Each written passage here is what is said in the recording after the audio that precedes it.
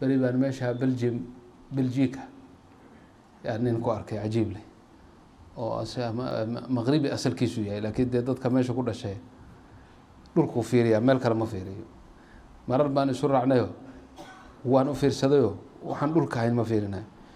kor wuxuu fiirinayaa keliya markuu laamiga goynayo bas si aan baabuurta u dardarin laakiin inta kale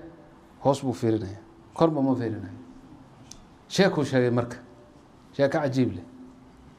sheekadii waxay ahayd waxaan tegay buu yidhi meesha oo